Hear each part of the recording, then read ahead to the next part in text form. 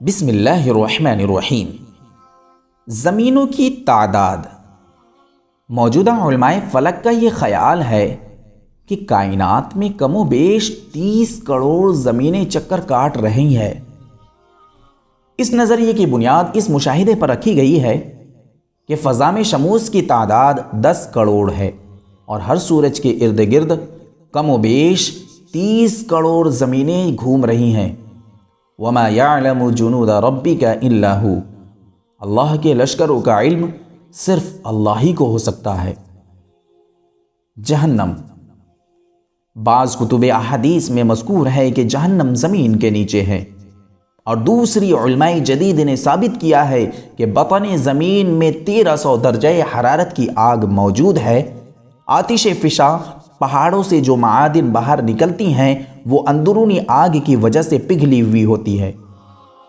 ہم جہنم کا تصور یوں کر سکتے ہیں کہ ایک شدید زلزلے کی وجہ سے بدن زمین باہر آ جاتا ہے اور ہر طرف آگ کے مواج سمندر لہریں لینے لگتے ہیں۔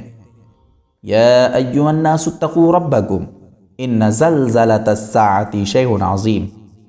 اے انسانوں، اللہ سے ڈرو، قیامت کا زلزلہ ایک خوفناک چیز ہے۔ اندازہ یہ ہے کہ اگر زمین کا بطن باہر آ جائے تو دفعتاً تمام سمندر کھولنے لگ جائے، نباتات جمادات میں آگ بھڑک اٹھے اور تمام فضا سرخ چنگاری کی طرح دہکنے لگے۔ یہ بھی ممکن ہے کہ اللہ قیامت کے دن کوئی تازہ زمین کسی آفتاب سے نکال لائے جو بے انتہا گرم ہو، اور یہ بھی ممکن ہے کہ اس روز سورج زمین کے اس قدر قریب پہنچ جائے کہ لوہار کی بھٹی کا سما بند جائے۔ بہرحال کسی کو یقینی علم حاصل نہیں کہ اس وقت کیا کیفیت ہوگی، اس لیے کہ ان اللہ عندہ علم الساعہ، قیامت کا علم صرف اللہ کو حاصل ہے۔ ہماری زمین کی عمر۔ مصر میں چند مقامات سے 4000 سال پہلے کے گھر برآمد ہوئے ہیں۔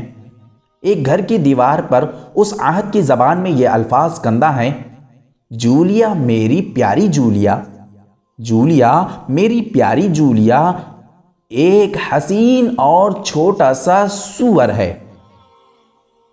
ایک اور قبر پر یہ الفاظ منقوش ہے: اس میں سوائے اس کے کہ کوئی اور عیب نہ تھا، اس میں سوائے اس کے کہ کوئی اور عیب نہ تھا کہ یہ مجھے چھوڑ کر چلی گئی۔ ان فقرات سے معلوم ہوتا ہے کہ اس وقت کا انسان دماغی ساخت اور انداز تخیل میں ہم سے مختلف نہ تھا، چونکہ نسل انسان کو ابتدائی دور و وحشت سے گزر کر منازل تمدن تک پہنچنے کے لیے ہزارہا قرن درکار ہے۔ اس لیے بائبل کی بتائی ہوئی انسانی عمر 6000 سال درست نہیں۔